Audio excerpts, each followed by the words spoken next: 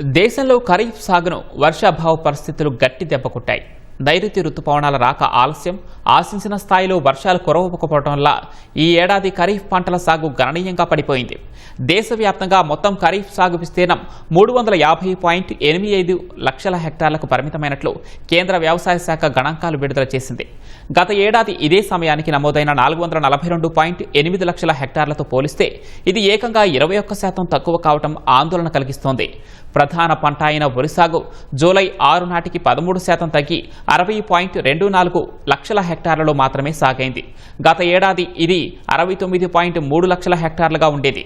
వరితో పాటు పప్పు ధాన్యాల సాగు 47.49 లక్షల హెక్టార్ల నుంచి 37.15 లక్షల హెక్టార్లకు పడిపోయింది. తృణధాన్యాల సాగు 60.12 లక్షల హెక్టార్లకు పరిమితం కాగా నూనె గింజల సాగులో అత్యంత భారీ క్షీణత నమోదైంది. గత ఏడాది 109.27 లక్షల హెక్టార్లలో సాగిన నూనె గింజలు ఈసారి కేవలం 66.31 లక్షల హెక్టార్లకు తగ్గాయి.